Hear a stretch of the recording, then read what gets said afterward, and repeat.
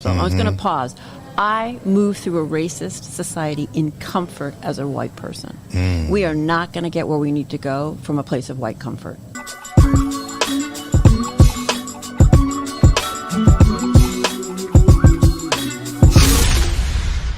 Are we ready? Hey! We are live. I don't know. Okay, this is my camera. What's up, y'all? We are live at White Privilege Conference number 24 in Mesa, Arizona. What's the deal? Oh, you got I was like, something in my head. So, welcome to This Week in White Supremacy. We're going to be doing a series of interviews with people talking about this very topic, which is why the White Privilege Conference started. But before we get into our guests, I'd like to introduce, to my left this time, Miracle. It's your girl, Big Blessing with the Big Blessings. Miracle here. Very excited. First time at the conference. Yes. We had some good food yesterday. Shout out to, what was it, Republica? Empanada Republic. Republic Empanada. Fire. And this time, to my right, my brother. You know what I'm saying? It's your boy, Treble and LS, Never Like Supremacy, Next Level Shaman. Yes. You know what I'm saying? That was probably the smoothest I've ever done that. My first time in Arizona. I'm loving it. You loving the rocks? Yes, I gotta get my hands with some dirt. Topography, is that the correct term? Topography? Yes. I mean, if you're talking about maps and that lay of the land, yeah. Well, who are you today, brother? Man, the revolutionary but gorgeous, the supreme Asiatic intelligently divine, Sugarfoot Saeed, you know me. All right. And we have a very special guest. A fellow Virgo. At the White Privilege. Oh, okay, come on. And I'm going to tell you, like, we just rolled up to her and said, hey, Robin, we got this podcast. She was like, I'm in. Like, come on. This guest has pissed off plenty of white people. More than us, probably, by far. Probably more by than far. us, which is just wild to me. I've had my cars literally tarred and feathered. They brought feathers. Madness. That's wild. Who has the time to do that? Right, yeah, Obviously, you know what I mean? angry white people have the time. Car insurance must be high. So, can you introduce yourself, please? Sure. I'm Robin Diangelo. Yes. I'm a former professor, and currently I write and speak on issues of race with a particular focus on white racial identity, nice racism, the forms of racism that well-meaning white people perpetuate 24/7. Wow. I mean, that wouldn't happen to be the Biden administration. 1,000%.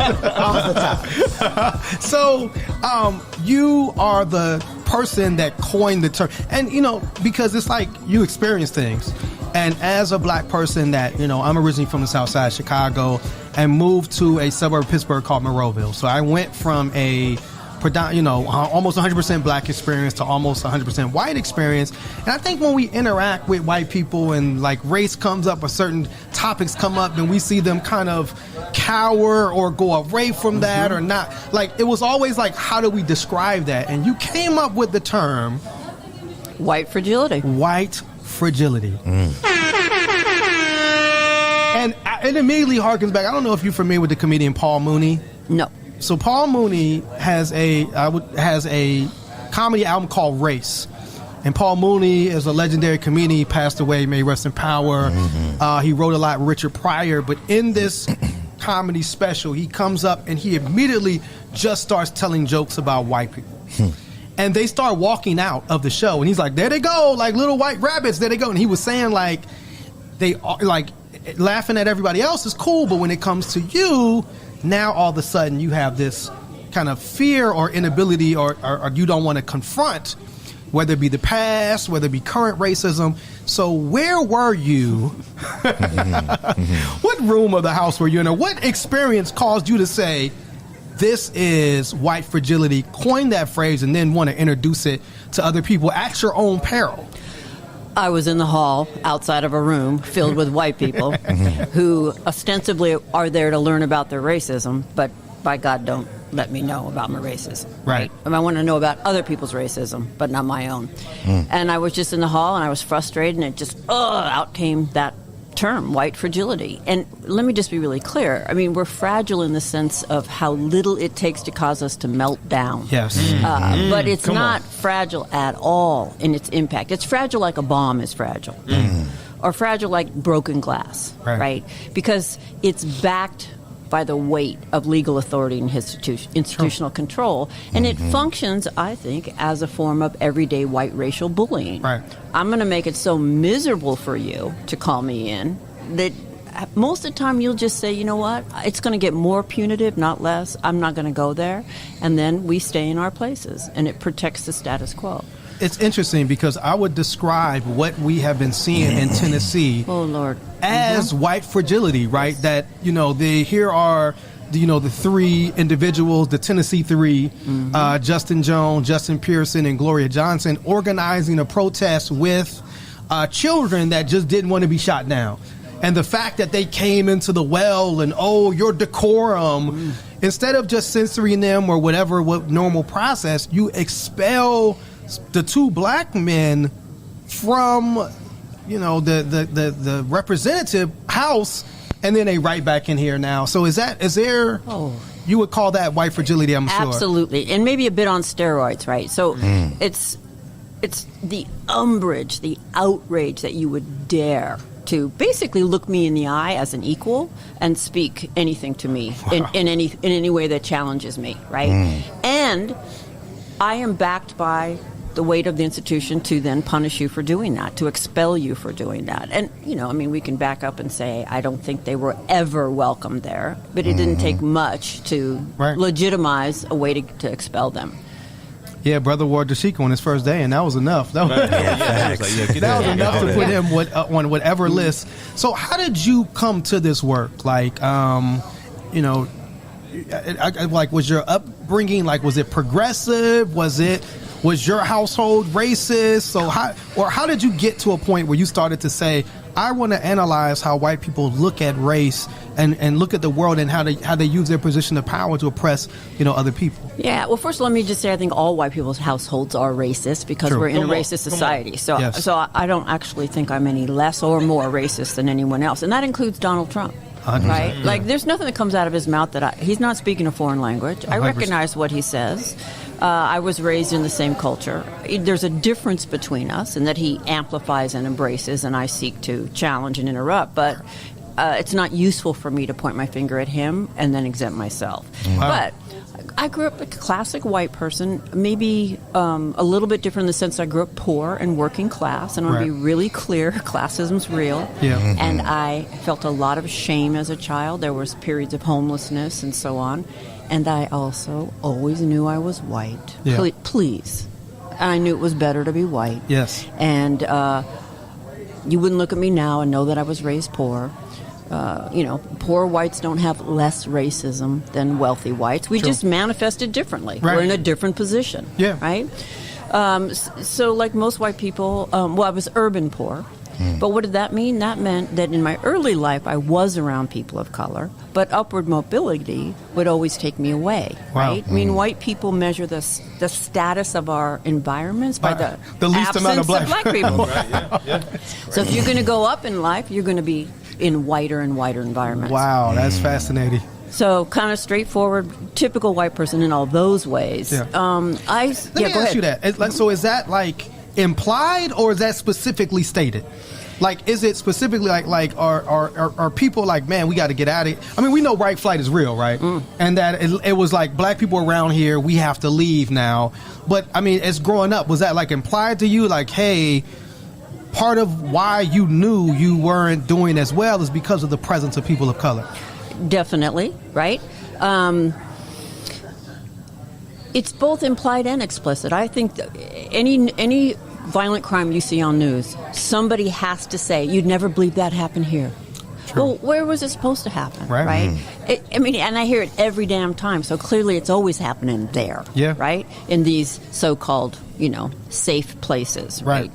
So race is just deeply encoded in geography, and white people know it. And we communicate that to each other all the time when we warn each other. There was an app not too long ago called The Sketch Factor, where you could actually look up a neighborhood and it could tell you whether it was a sketchy neighborhood or not. And if it was, sketchy, what's that code for? Yeah. And so that's how we kind of police each other to maintain segregation. And I think it's explicit, although I didn't come out and say black neighborhoods, but I do have a fascination with the neighborhood app because it is like Miracle calls it the snitch app, but it is. It is like Karen on steroids. In terms of like how people are reporting the smallest little things, so I'm fascinated by that. Were you going to say something? No, about that? Next Door app is the Snitch app. It's the Snitch app. Yes. It's literally Watch it all people day. looking outside their windows through their surveillance cameras and then reporting and trying to get everybody on their side to be like, we need to do something about these interlopers. The sketch app. So did you see like higher education as a means of you beginning to get to that next level of like, I can move away from, poverty and by whatever presence, like other black people or people of color? It was really clear that if I was ever going to succeed in life, if you will, I was going to have to go to college. And I was a single mom. I was 30 years old. I graduated at age 34. No one in my family had ever been to college. And I was looking for a job. I'm like, okay, I got a degree in sociology. What can I do for a living? And I saw this job for a diversity trainer. And this was the early 90s. Never heard of a diversity trainer, but I read the description and thought, I'm totally qualified. I'm vegetarian. I mean, how could I be racist? So I had a classic, clueless, white, liberal kind of sense of myself. Right. And I applied for the job, and I got it, along with 40 other people. But it was a very racially mixed group. And for the first time in my life, people of color were calling me in. For the first time in my life, I was working side by side with people of color who were challenging me. And it was like a fish out of water. What did you feel like you experienced like white fragility initially when people of color began to, I guess, kind of like you said, call you in? Oh, yeah. We had to go through a 5-day train the trainer before we went out into the field. And the second half of the first day, we basically looked to the people of color and said, okay, this is the part where you teach us about racism. And they looked back and said, oh, hell no. And I remember feeling so, such umbrage. Like, well, if you don't teach us, how are we supposed to know? And it got very intense. And then this white woman calls out into the room, all the white racists, raise your hands. And almost all the white people raised their hand, but I didn't raise my hand. I was like, I'm not racist. And I drove home thinking I'd shown everybody that I was the good one. Mm-hmm. But of course, what I showed everybody is I didn't understand systemic racism. Right. And it was a brilliant move. That one question just surfaced. Okay, where are these white people at that were deemed qualified to do this work? So that was kind of part one. I mean, to be very clear, I'd raise my hand today. Yes. Part two was going into the workplace side by side, usually with a person of color, trying to talk to sometimes 100% white workplaces about racism. And the hostility was off the hook. And the white fragility. And the fucking meanness. I mean, we can be really mean. And I would drive home with this co-facilitator and just, bear witness to the pain that they felt. And all of that was just basically rocking my world. Wow. And after 5 years of that, I mean, the average white person for a living doesn't walk into rooms of other white people and talk about racism. Yeah, true. So I recognized that was extraordinary, and I went on to get my PhD. So unlike a lot of academics, I went from practice to theory, not theory to practice. And then I just started writing about the everyday manifestations. White fragility is one of those. It was some academic article tucked away in a journal somewhere. I didn't think anybody ever saw it. And one day, a black man writing an op-ed in my local paper quoted extensively from it, and it just exploded virally. Wow. And I began to get emails from people around the world saying, you put language to something that I've experienced. And this year was what year? 2012. Okay. So 2012. So when I kind of describe Trayvon as, our generation's like Emmett Till. And I remember what that, his death meant and how it shook people and went all around the world. So is that the point now, because people were contacting you, that you felt like you wanted to expand on the idea of white fragility and write a book about it? Yes, and put it in, make it more accessible, because journal articles and academic speak, and I wanted to make it accessible, and so I wrote White Fragility.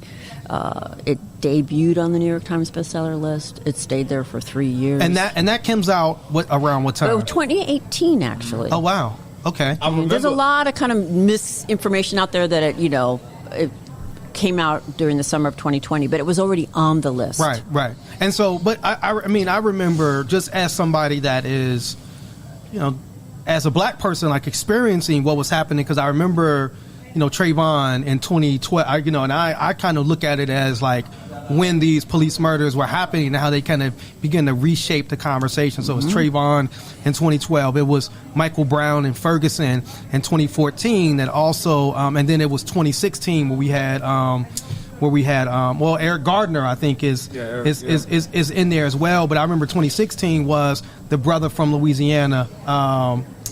2016 was what's brother's name from Louisiana, and it was my brother from Minneapolis that were killed as well. And I want to say 2016 might have been Tamir, right? At the same time, that might have been 2014. I mean, they all start to blur, but it was like this. It kept happening again, and again. And a lot of times, the response that we would get from white people was Alton Sterling, Philando Castile.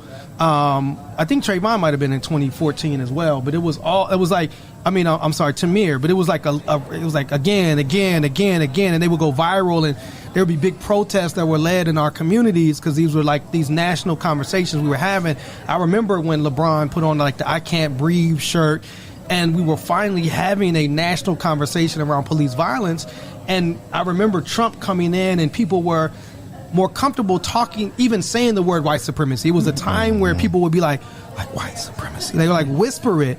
And so I remember like these coming into the national consciousness, they were having these conversations. But most of the times, like white people's response to us was, shouldn't have broke the law. If it didn't broke, why did Tamir have a toy gun, as if there aren't like white youth with real guns like walking around every day posing for pictures, and that's never an issue.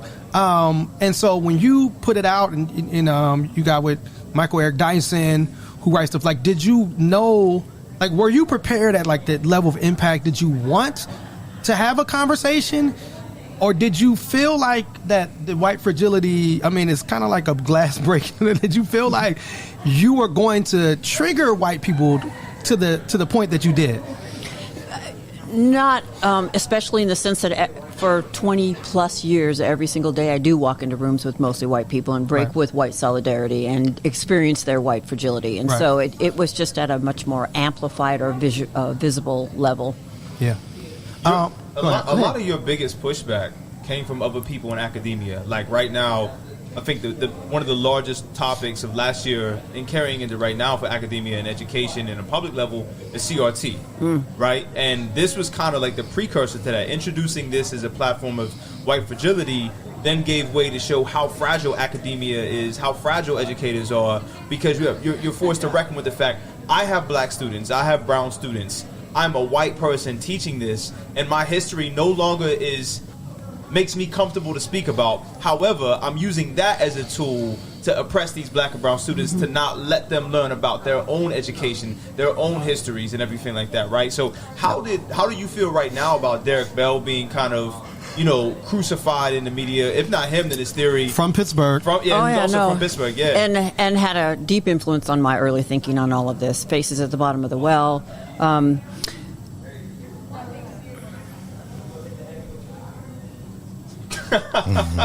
My mind went like, this is the part where you have to edit it out. Got you. The other thing we're suggesting is that those professors, those academics, are not qualified to lead today. You're not qualified. If you cannot engage with these conversations with any nuance or complexity, then you should not be teaching or working in an institution that has a deep history of harm towards people of color. Yeah. And basically all institutions have a deep history of harm. 1,000%. And particularly academia. So, here I am, this arrogant, unfortunately not humble, academic, and you're telling me I'm not qualified for my job. Yeah. So one thing about that, I was a teacher for 7 years, right? And my last year as an educator was 2018. And I visibly remember being in the teacher's lounge and having a couple white women come in pissed off about your book. I remember, and I was a K-8 teacher, right? So, and you're at a predominantly black school. So our student population was like 96%. That's heartbreaking. So I remember having these conversations with these teachers, and face to face in teacher lounge, eating a tuna salad or something like that, whatever they was doing. And I was like, "Why are you here?" If this concept makes you so upset, why are you here teaching these children? Well, because I don't see it as no. Answer my question. Why are you here? And I remember being reprimanded by my principal for trying to force this conversation of, if you feel so strongly about the concept of white fragility, and these are white women coming in saying things like, this is after Trump was elected, that his grab her by the pussy comment wasn't that was innocuous. A lot of the other things he was saying were innocuous. It wasn't harmful. It was things that we say all the time in the teachers' lounge. So why are you here teaching black children? Right. That became the question. And me asking that brought out white tears and just showed white fragility. And then my principal actually had to come to me and say, yo, you can't ask these questions. Well, me as a black male educator in a student body that's 96.1% black, I feel like I'm deserving to know these answers. Because now you're making my experience invalidated, and you're also coming at me as a black person. Yeah, right. And that's the irony, right? The very title, the very concept triggers white fragility. I had somebody write me and said, I felt like I was being screamed at while I read your book. Good. Come on. Oh wow. Facts, like it was all caps. Exactly. You had a question, Miracle? So with your book, you also have about being accessible, kind of a workbook for people to learn and to engage. What caused you to say, like, y'all, I need to break it down even more and give y'all a whole workbook to learn a little bit about these concepts? Well, I'm a big believer in affinity work. It's titled different things, caucus work, right, white awareness, that white people are not raised to be in good shape to have these conversations. And what a lot of organizations could you say do... it again, please? They got to work out. Say that one more time, please. Got to do some white fragility push-ups. White people are not raised to be in good shape to have these conversations. Actually, but it's not benign. I mean, it serves us not to be in good shape to have these conversations, right? It doesn't function as some kind of neutral fluke. It's not an accident. It's a kind of willful not knowing, willful ignorance, right? And what a lot of organizations do is they throw us all in the same room and say, talk about race. Right. And if I've never in my life even reflected on what it means to be white, I am going to do so much harm in that room. And I've had so many people... all you're going to do is defend your whiteness. I'm not racist, I have black friends. I'm not racist, I listen to hip-hop. I'm not racist, my daughter dates a black kid. Like, you know what I mean? Like, those are always the knee-jerk responses to it. Yeah, proximity, right? The evidence white people give is absurd and ridiculous, and it's unconvincing. I have a black neighbor. I wave at her every morning. Yeah. Right. Well, I have a husband, and that didn't free him of sexism just because he loves me, right? I mean, we're swimming in the water. Right? So I had another question that I want to bring trouble in. When the book comes back, so 2020 happens, and then it actually brings white fragility back up. Because 2020, I always tell people, like, for our organization, like, 2020 was the first year that actually benefited us to be a black-led organization, right? It was the first time that white people actually said, hey, man, well, maybe we should give money or support to a black-led organizations and allow, like, black people to, like, lead these conversations. And there were a lot of people looking for books or things to kind of to learn about where we were at as a country at that moment. Your book kind of comes back into the forefront. And then it seemed to be like the critiques of your book start to happen. Like, where are you in that moment? And kind of, I guess, how did you feel about, like, being almost like you were reintroduced to the masses in 2020 in a way that there was actually a lot of critique or pushback against some of your ideas? Yeah. If you understood white fragility, then it would set you up, hopefully. I think about it almost as it's tilling the soil. The soil is hard, right? And you got to soften it. And if my voice will help soften it before they can hear yours, then I'm going to use my voice. So it's a both end. I'm very clear that in order to decenter white supremacy, you have to center it, and but center it differently than it remains centered now. In other words, you have to expose it. And in the exposing, you're centering it. It's kind of a loop that I don't see any way out of because we're inside of it. So I do my best to stay in my lane, to lead people to the thinking, writing, and leadership of people of color. And the reality is they're going to hear it maybe first, more openly from me. And then, it's not the only book anybody should ever read, and I don't think it is. In fact, over the last 5 years, there's been 62 books about race on the New York Times bestseller list. Oh, wow. And 59 were written by black people. So it's actually not true that they're only listening, right? Because Ibram Kendi was right up there with me. E.G. Oluma, So yeah, it's challenging. Right? I don't know any way out of it. I just try to get it as right as I can, as often as I can, by as many as I can, and then just breathe through and do your best to incorporate feedback. I'm not. Can you imagine if everybody got paid to do anti-racist work that, like, for a living? You're not going to get your paycheck if you're not integrating anti-racism into your work. I mean, you know.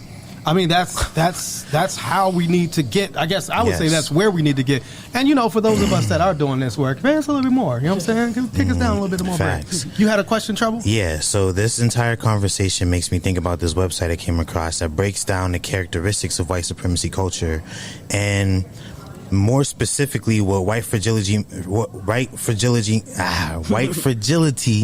makes me think of is the characteristic of comfortability and fear of conflict, right? Yeah. And it's kind of like this, it's kind of what comes out of the system kind of protecting white people's comfort and protecting their fear of conflict and having to face these concepts. And my question to you is, what would you say is the antidote to white fragility? Can't say it. White fragility. Yeah, white fragility. I don't know why that's giving me such a hard time because, today. Brother, you are a strong black man. Yeah, right? And you are the antithesis of white fragility. Actually, you would be the it. cause of white fragility. Yes, you are the cause. Yeah. Well, you're a black man with locks. That's you know what I'm saying? Let me be clear that I live, love, work, play, create every day in a racist society in which I am comfortable. So I'm just going to pause. I move through a racist society in comfort as a white person. We are not going to get where we need to go from a place of white comfort, right? And so we just have to build our stamina. On this episode. And a big piece of that is to understand it as systemic. It's actually liberating. If you start from the premise that, of course, I've been thoroughly socialized into this, you know, it just makes denial and all of that moot. I don't need to spend all my energy trying to make sure you don't think that I have this, because you know I have this. And anything I try to do to convince you I don't have it is probably reinforcing it. Yes. So just accept it and then get to work challenging it, right? You know, I didn't choose to be socialized this way, but I was. So I'm responsible now for the outcome of having been socialized into a white supremacist society in which I benefit. And which, this is why you really shouldn't trust us. I'm just going to say it. I'm sure you've already figured that out. But I'm invested in not seeing this, right? I mean, right? It serves me not to see this. So I have investments I don't even know I have. And so that's why we have to set up accountability. And this is, I'll never arrive. There's no some place where I'm no longer racist. Because every second I push against it, I bet you can relate to this. It's coming right back at you. Absolutely. Right? And that makes me think about, like, when I think about fragility as a word, it's like maybe accept the fragility, allow certain aspects of your personality, self, and socialization to be broken down so that you can see that there's not a strong foundation there. Maybe I need to build a new one. You know, maybe I need to establish a different way of moving through this world that allows me not to be so fragile in my white identity, but allows me to allow space for more than just my whiteness or your whiteness, because I'm not white. Yeah. I mean, it's kind of like, why aren't our hearts breaking? Right? Where is our grief? Where is our rage? And I don't mean centering our grief and rage, like through white women's tears. I just mean, why did it take that video? Why did it take a video of basically an execution of somebody where it was so clear that he hadn't done something in order to move us? Like, you know, that's heartbreaking. And then where's our passion? Where'd it go? I don't know if you've noticed, but apathy has now set in post 2020. That and white rage. So this is where Carol Anderson's concept of white rage. Every inch of black progress has been met with a backlash of white rage. Look where we are. This looks like pre-civil rights era. 100%. Where it's literally illegal for us to say that racism exists. Sure. But they are swift. And that's the difference between maybe just challenging one another and having power behind your shit. Absolutely. You know? Right. This is your bestie. As we wrap, is there a book that you recommend besides your own for people to read? Carol Anderson's White Rage. White rage that we're experiencing right now. So with that being said, because we don't want white rage from the conference because we went over our time. Okay. We'll see y'all next time this week of White Supremacy. Y'all know what it is. Free Speech TV, One Hood. We in here. I always wanted to do this. Come on, man. Look at you. Look at you. Awesome. Oh, he making it clap. Yeah, make it clap. You know what I mean? No pause. I figure I get paid by the clap. Absolutely. Are we ready? We're ready. We're on. We're live. We're live. Fuck it, we'll do it live. Come on, You we're know what live I'm at saying? the White Privilege Conference in Mesa, Arizona. What's up? We are back, and we have a very special guest in the house. Can you introduce yourself, sir? I'm Johnathan Metzel. I'm a professor at Vanderbilt University. I'm just really honored to be at this table right now. This is my first time in Arizona also. Okay. I love the weather. I'm still trying to figure out the public transportation. Okay. 'Cause it took me a while to get over here. but it's great to be here. It's really great to be talking. Well, it's great to have you. You did the keynote this morning at the White Privilege Conference.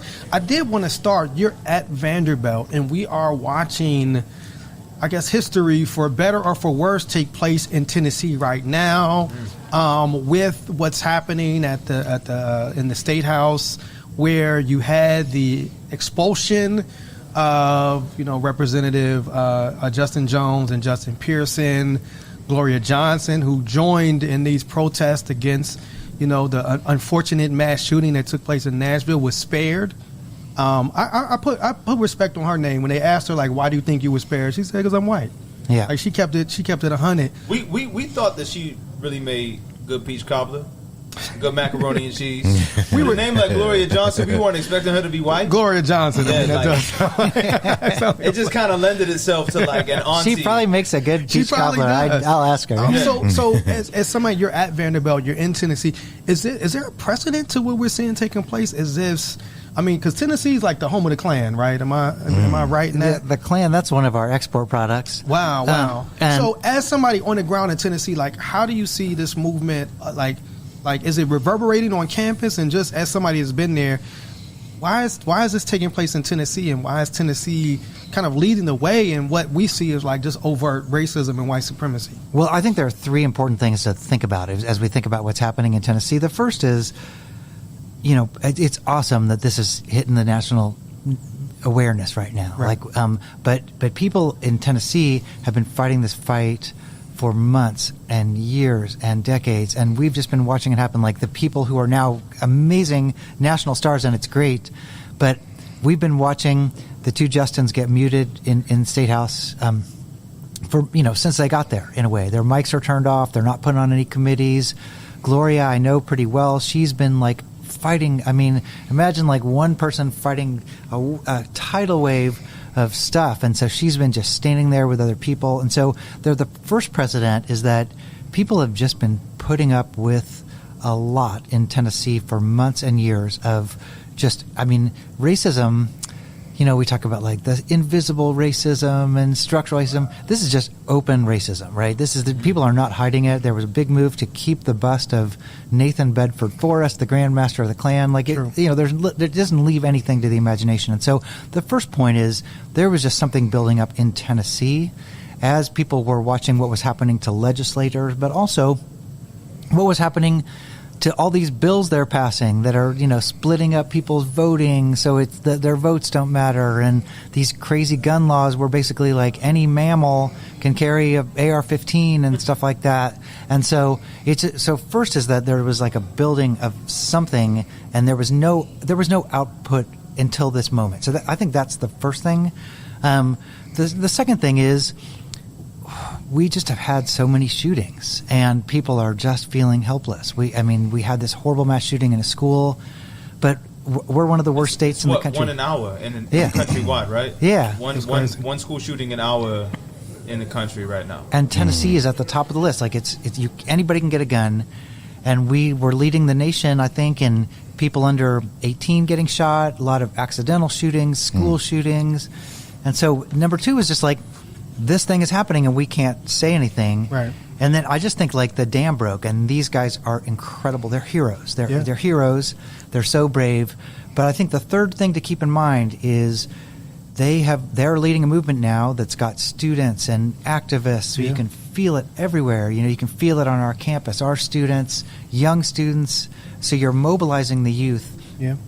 But they are fighting against an adversary that is really organized, and they had about 300 years to plan for this. True. And so what they're fighting up against is judges and dark money and the guy who, people like the guy who takes Clarence Thomas to the sweat lodge and all this kind of stuff. And so in a way, what they're fighting against is just it's going to take mobilizing and action, but it's going to take strategy. And I think the issue is going to be what happens next. Now, my faith is in this movement, right? I think it's incredible because I just think, I will say, if nothing else, the GOP is realizing it's going to be harder to oppress us than they realized. But I will say that what happens next is got to be really strategic. And so the question will be like, where do we go from here? Which is, MLK's question decades ago. Right. Where do we go from here? And I think that's really going to be the question is what comes next when you're up against an adversary that's been exposed now. They've been exposed because their goal is disenfranchisement was just like the entry point. Right. What their goal is to take over all the levers of government and kick out people who are elected officials, all these things. We thought it was just about voting. Voting was just like, the foreplay in a way. And so I think that's going to be the issue is kind of what do we do next when we see what's going on, which is really doesn't leave much to imagination right now. That's fascinating. It's a great breakdown. I appreciate that. Can you talk a little bit about like your upbringing and I guess what brought you to become a psychiatrist and just like kind of how you saw that, growing up in KC? Yeah, well, I'll say a couple things. Thank you. These are awesome questions. I'll first talk about my upbringing as a white person, just given the context here. Yeah. Because I had a kind of weird upbringing. Like my dad is a Holocaust survivor. He and my grandparents escaped Austria. Wow. The whole rest of our family got murdered in the Holocaust. And my dad and my grandparents were people without a country for about 8 or 9 years. They were in Switzerland, and they were cleaning people's homes and doing stuff. Finally, they got into this country. It took a long time to legally get in here. Wow. So they were kind of squatters for about 8 or 9 years. They got into, like you had to have like a host family or some stuff like that. And so they were saturated in LA, saturated in New York. And so they're like, let's stick them in Missouri, right? So these like European Jews who don't speak a word of English in the early 1950s, they get put in the middle of Missouri, and my dad, like they're just living in the middle of Kansas City, Missouri. So they started a business cleaning people's houses, and then they opened a bodega. And then they started making kosher meat deliveries. My dad grew up delivering meat. He learned English. He went to medical school, went to college, he went to medical school. He met my mom, he joined the Air Force, and my dad was like Mr. like USA he was Mr. Patriot, right? A lot of immigrants because of that experience. I mean, if you have that experience, it's like you were able to make a way, right? You were able to find a home and comfortability and support, stability, right, and safety in this place. So absolutely, yeah. And so he's like, I made it. Like I have a smoking wife, I have some kids, I'm in the military. And then he's coming back. He finishes military service. He comes back to Kansas City to open his medical practice. And he's like, I made it. We bought a house in a kind of, established old part of Kansas City, Missouri. We buy the house. They have a welcoming party for us in the neighborhood. And somehow they find out we're Jewish in the party. And the whole party goes quiet.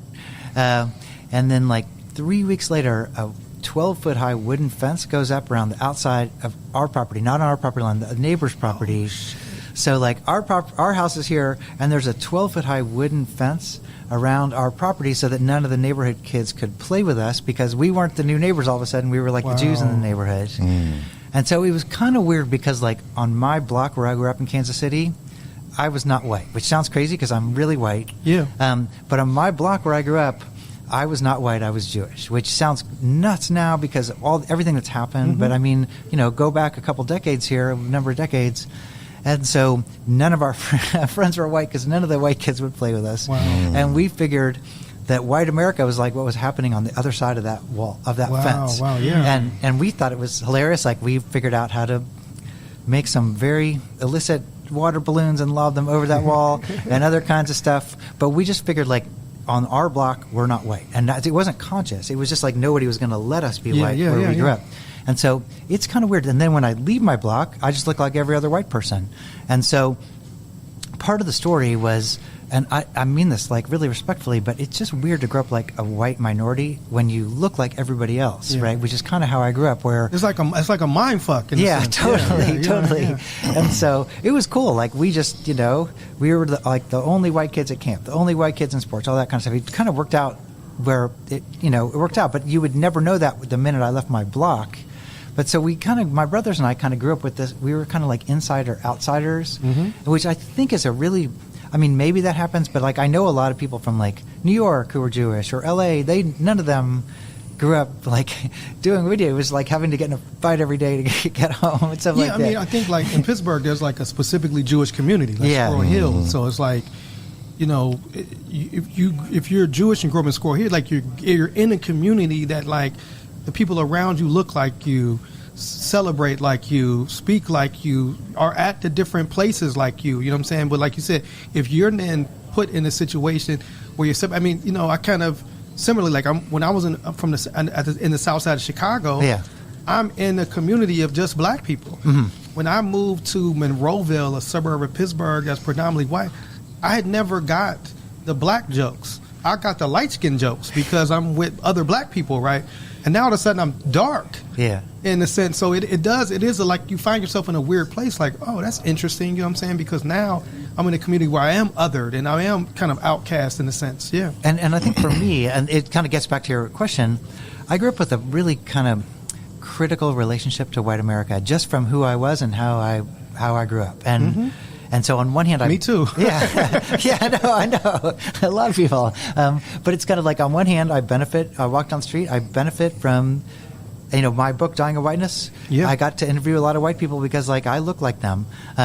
So that was intense. But when I was growing up, it was kind of like being an insider-outsider was really kind of part of my experience where it's like I'm them, but I'm not them. And I'm kind of observing them, and are they going to let me? I could tell you like some crazy stories growing up, but it was like all these moments where you're reminded that you're like not in that club. Which is less clear when you look like everybody. Like you'll just be at a party and you'll hear somebody say something, or you'll be at a baseball game and somebody's going to say something behind you because they don't know. And so it's just funny, but I kind of grew up observing my life about race in a way that I think a lot of white people probably don't. And then, like you said, you probably found yourself in places where people are being anti-Semitic, not knowing that you also are Jewish, and that does put you in those, sometimes we'll have that situation where as a black person, when you experience these, they call them microaggressions. They're not micro to me, though. I don't know. That's something I wanted to ask you. But you have to decide, right? Like, am I gonna flip this table today? Am I gonna kind of calm down? And I'm sure you found yourself in those situations where it's like, do I let them know who I am and like blow this up, or do I just kind of keep it moving? And that does put you in a weird mentality.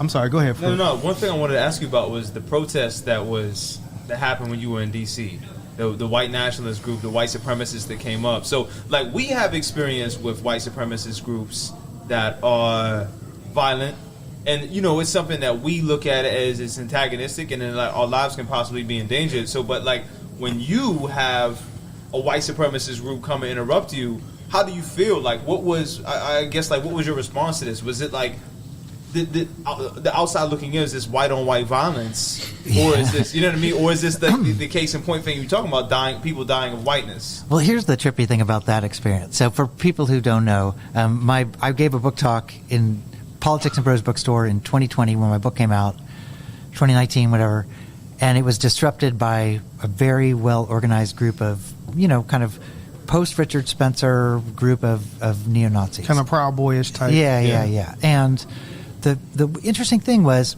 I was speaking. I was in D.C. because I was speaking at Ibram Kendi's anti-racism conference first, which was like 2019. That movement was really getting going. Absolutely, it was packed. There were so many people there, and I had done a panel about white fragility with Robin, and done some other stuff. And then I went and gave this book talk, and I just thought, I'll just do this thing on the side. They asked me to come do it. That's kind of cool. Turned out when I got to the book talk, Politics and Prose, first, the place is packed. Second, in the front row, I was talking about my dad. You needed a host family. You needed somebody who didn't know to sponsor you to come into the United States, which is a leap of faith, a real leap of faith. And the host family who sponsored my dad coming in the United States, turned out that gentleman was in the front row of this book talk. And I'm giving this talk, and I'm like, here's what community looks like. Somebody went to bat for my dad and his parents, who didn't even know him. He just said, like, man, somebody's in trouble. I'm going to stick my neck out. And so I'm pointing to this man, very elderly man. I'm saying, this is what's great about America. And as I'm talking about this man, I look in the back of the room, and there's 9 guys. It's never a good sign if they all have the same haircut. They all have they all have khaki shorts, and they have megaphones, and they came in with like totally organized, did their thing, and so the first moment is like terrifying. The first moment is like, is this going to be like one of those events? Right. Because we're also, that's year after Tree of Life. Yeah. You saw like an increased rise of anti-Semitic violence. So at that moment it's like, is this somebody coming to harm me? Right, which I think people were afraid of. And so there was this first moment of terror. And then it just realized that they were there to do their, it's like those drill teams, like everybody's got their little thing they do. So they had like a little thing where they had a chant and they all knew where to stand and they did all their thing. And people in the audience started getting really mad. I mean, like elderly people started screaming, "This isn't America, get out of here." Like people were really brave. They were like, I mean, I was like, just let them go, whatever. But like I remember this very elderly woman was like screaming, "Get out! This is not my country! Get out of here!" Like it was incredible. So they do their thing, and there was a videographer from the conference at the thing. It got videoed. It went viral very quickly, and then 2 days later, the book is number 2 on Amazon. You're like, thank you, Nazis. Yeah. And I'm like, I called my dad. I'm like, Dad, the Nazis finally gave us something back. Wow, that is it was an incredible experience. But it's I think when you're, different people enter into the space that we're here talking about whiteness. People enter it in a different way. But when you're a white person talking about whiteness, you kind of code as like a traitor, or like you're giving away the secrets or something. And I wanted to ask you, so you said growing up, you were not white.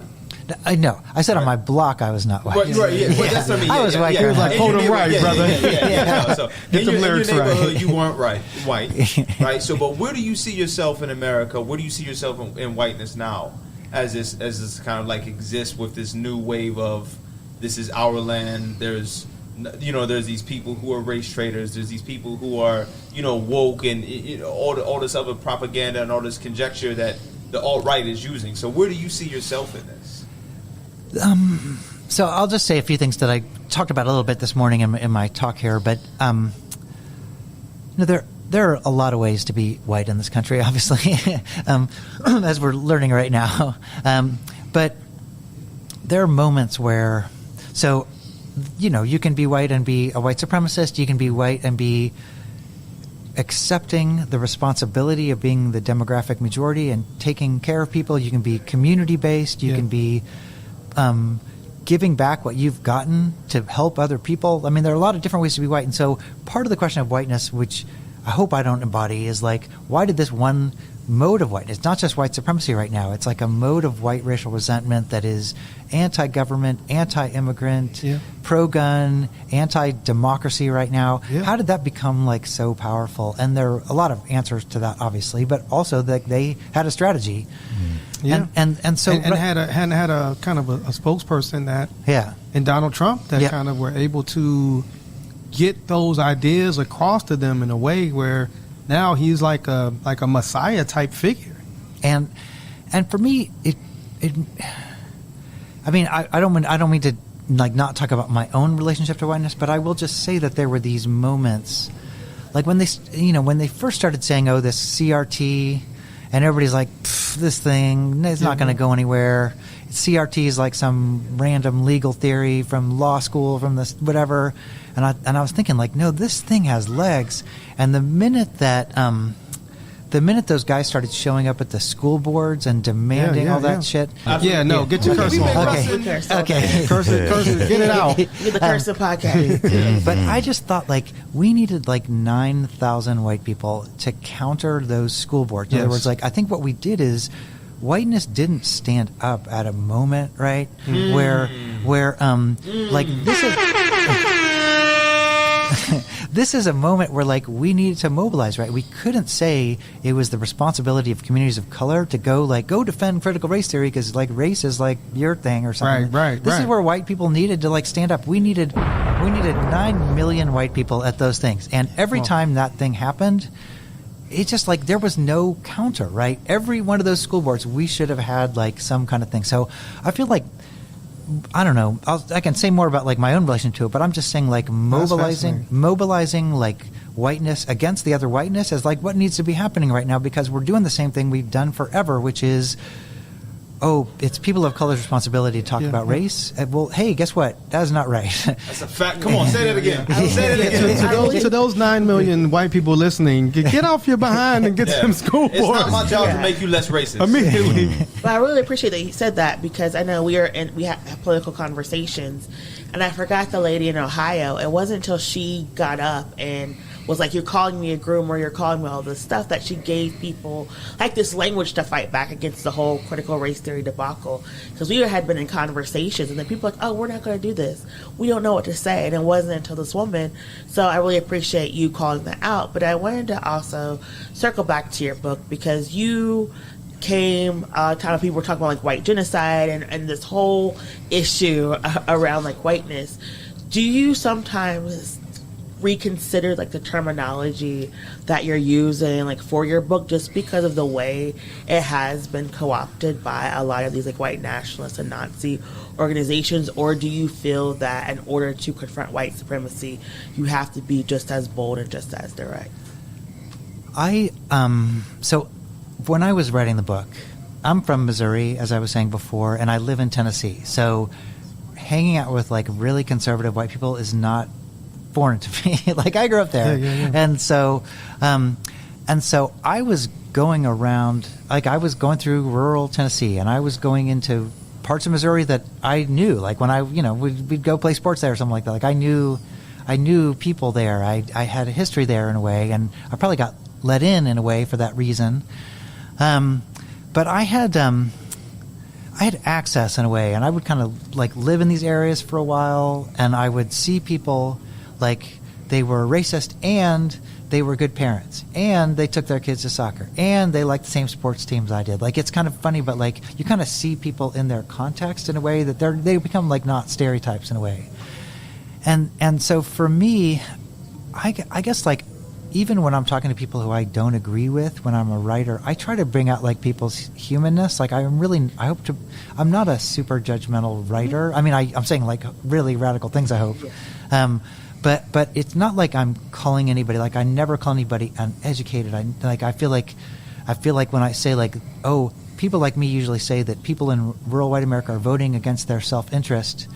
But that assumes I know what their self-interest is, but I don't know. Let me go ask them what their self-interest is. So I try to avoid terminology, which I know is hit or miss, but I avoid things like white supremacy or white, I think I use it maybe a couple times in the book or something. But for me, it's kind of like I want to look at the daily practice of people's lives, people who aren't like, the neo-Nazi protesters. Like how are things like white privilege, how are they sustained in people's daily lives when they're not looking at them? And so I hope I'm like a less and more radical writer than other people, because I'm not a flamethrower. I'm a data person, I'm a physician, and I'm trying to study trends and stuff like that. But then it turns out where that data leads me is some places that actually, for me, is even more radical than if I would have just started by saying, oh, here's what these people are. Well, I guess just to push back a little bit, Please. I think like, For me as a black person, I remember when it was this, whether in 2016 and 2020, it was this attempt to like, oh, rural America is not being heard, and this is why they voted this way. And there was a thing of like, because I mean, I think you make a good point. I remember being in a conversation with an author named Dr. Kinjufu, and he talked about, because it's something I never forget. He said, he asked me, he said, do you think that it's more poor white people, more poor black and brown people in this country? And he said, by far it's more poor white people. He said, however, poor white people don't identify with poor black and brown people, right? They identify with rich white people to their own detriment, right? And so, because I remember something just came out in Missouri, right? It said Missouri Republicans are going to defund all public libraries. Yeah. And I remember, so I'm thinking to myself, I said, this actually harms poor white people more, whose only access to the internet might be they got to go into a library to get online, right? But these same white people who get affected by this negatively continue to give breath and voice and support to this white supremacy, even to their own detriment. So, like, on one hand, I'm looking and saying, well, like, all right, dying of whiteness, go ahead. Like, if you're not going to change for your own survival, like, you would rather punish me, right? It was this, we don't want universal health care. Why? You're poor and rural and need to go to the doctor. But you would rather die than see black and brown people or immigrant people. Like, I mean, you're a psychiatrist, man. Like, what is happening in these folks' minds? Well, and basically that's a summary of the argument of dying of whiteness right there. I went into Tennessee where people were rejecting their own health care, and I just quantified how many months or years of life did it cost them. It turned out it cost every white person in the state of Tennessee about 6 weeks of life. Wow. So it was, and the thing is, that's an aggregate, right? Some people it cost like a week, and some people it cost like 5 years. Not wanting to wear a mask during COVID. And so what interested me from a research perspective and a personal perspective was, where was the performance of whiteness, what it meant to be like a good white conservative citizen. Where was that performance at odds with biological longevity or health or well-being? And it turned out that's amazing. I didn't have to look very hard, because of course you didn't. That's wow. And so in my book I have all the data. Like, it cost white people in Tennessee 6 weeks of life for rejecting the Affordable Care Act because they didn't want their tax dollars going to help other people. Which, of course, is the history of the United States. Like, read Black Reconstruction, Du Bois. This is white people not joining forces with newly freed slaves to extract better labor conditions and wages. And this is Heather McGhee with the zero sum. This is race in America. I looked at guns. I looked at what it meant to be somebody who owned 30 or more guns in Missouri. Turns out that shortens your lifespan because the biggest risk is like gun suicide, accidental shootings, all these things skyrocketed. Absolutely. Then I looked at people who were voicing cuts to public schools that their own kids went to and what that meant for their kids' future wealth. I don't want my kid to read. But that's what people are doing when they're absolutely. And so in a way, like, whiteness, what I found was that this performance, the politics, right? The people were voting to make America great again. But the policies that the politicians that they were voting for put in place were more dangerous to the people's lifespans than secondhand smoke or living in a house with asbestos or not wearing a seatbelt in your car. Like, it literally was a quantifiable risk factor. These policies were quantifiably shortening people's lifespans. Now, trying to take it back to the frontier days when life expectancy was like 25. It's amazing. And Trevor, I don't really have a question as much as I have a comment about how white supremacy culture harms the practitioners as well as the people they practice it on, right? Because I've had conversations like this ever since 2020. I get into white Uber cars, and ever since I won the Emmy for my poem "Don't Clip Our Tails," now I can have a conversation, right? And the conversation usually goes like, I try to connect with the humanity of the person that I'm talking to. When I mention stuff like white supremacy culture, I'm like, listen, I'm coming at this with the understanding that white supremacy culture does not equal white people. You are a person first and foremost.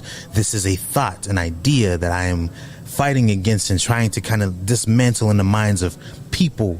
And I also want people to realize that it's not something that's exclusive to just a group of people, but it invites everyone to partake in it. And everyone who accepts the invitation is inadvertently hurting themselves, because the things that they have to do in order to upkeep it only limit their own humanity. Wow. I love that. Beautiful. And beautiful. In a way, that's it, right? I mean, how do you get people to see that in a way? And so I think on one hand, having those conversations, I think, is really important. It's unbelievably important, right? They're hard conversations to have, and they're vital conversations for us to have. I would also say that writing this book has made me, I don't mean to sound crass, but like people will be like, oh, my uncle is a racist, or my... whatever. He got about 4 more years to live. Well, but I mean, let's be clear. Like the things that are causing short lifespans in white people are obviously by design killing communities of color. Like I don't want to overlook that. That's the main thing. Is that the main purpose when they're denying health care, they're denying it to black and brown people. And so now. I have a lot to say in the book about resilience, like which community is more resilient, the community that has been facing this for a couple hundred years and they have a strategy, or the community that's like losing their own health care for the first time. Yeah. So it's not a great strategy, but it is a design strategy to disenfranchise people. And so communities of color do not benefit in any way by losing health care or education. It's targeted at them. And I just want to be very clear about that. But I get asked a lot, like, what can I say to like my racist uncle or something like that? And I'm going to just go off on a tangent for 1 second. Okay. Absolutely. We had this thing in medicine called cultural competency. The idea was basically that doctors were like, they didn't understand patients of different backgrounds. Right. So they had this. That's one of our values, actually. Yeah. Is it? Yeah. Well, I'm going to throw it under the bus. I apologize. And so it's important, right? It's important. But what they did is they trained all these doctors. You know, here's what you say to a patient of, you know, fill in the other any background. When I was in med school, they gave us flashcards of the different races and ethnicities. There was not a white flashcard about what do you say to white people. Wow. But basically, I mean, it was I think a well-intentioned effort to say, hey, look, race matters in the clinical interaction, which I think is important, right? It matters to go in. If you're seeing somebody who has a different relationship to the healthcare system than you do, let's just get it out on the table. I think that's really important. What they found, though, was that training doctors in being culturally aware, as important as it was maybe for certain individual conversations and not others, maybe, it had zero impact on health outcomes. It didn't change longevity. Wow. It didn't change who was dying earlier of diabetes or cardiovascular. It had no impact whatsoever. And for me, that makes sense, right? I'm a structuralist. And so for me, it's because racism is not happening in that conversation. It's happening who has the transit to get them quickly to the hospital when they have chest pain, who has a supermarket in their neighborhood where they can eat healthy food that the doctor is prescribing, who has health insurance. And so there are these upstream structural factors. So race and racism in health, it's not just about that encounter. It's also about what we call it structural competency. Yeah. You have to understand the structure. And it's the same. We come from Pittsburgh that has one of the most, recognized healthcare systems in the world, but black women's maternal health is one of the worst in the country. Yeah. And I kind of address whiteness in the same way, which is like, I don't know, I'm tired, and I don't want to talk people out of their racism. I'm just tired. But I will say that there are structural examples of what I think should be happening right now. We should keep talking to people. I think that's really important. But I'll give you one example, if that's okay. Absolutely. Which is when the Affordable Care Act was first being conceptualized, they had this great idea, which was, let's reward communities for working together for good health outcomes. So they said, let's take a whole town like Pittsburgh.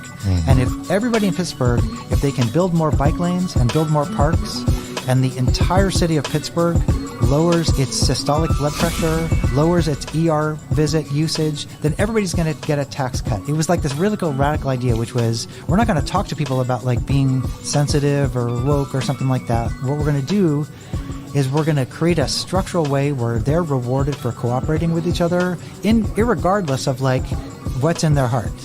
And I thought, man, that's a genius thing, because like then everybody benefits. You're rewarded for leaving your neighborhood, leaving your block, and everybody gets something that they want, which is money back, a tax cut. But that never saw the light of day. Actually, that was one of the first things that got cut. They was like, get that out of here. Because they realized that, like, get those woke policies out of here, working together. But I felt like that's what it's got to be. It's talk to your crazy Trump uncle if you want to, but also, like, how can we think of structures where people are, like, rewarded structurally for working together, where I don't care what's in your politics, you get a reward for collaborating. I think that's kind of where we've got to go, is how can we build those kind of structures? But of course, that's exactly what gets defunded with, like, tax cuts and all this stuff. So hey, that's a fascinating topic. We'd love to have you come back on. Johnathan Metzel, Dying of Whiteness, man. Get that book. We're going to add it to our library. I already bought both of them. Okay. So add it to our library. And we appreciate you taking time with us today. Until next time, from Treble, from Saeed, from Miracle Jones, from Ime, from Remington, we have been at, and we still are at, and we got our crowd behind us. Yeah. This has been This Week in White Supremacy, live at the White Privilege Conference in Mesa, Arizona. Peace. One hood, y'all.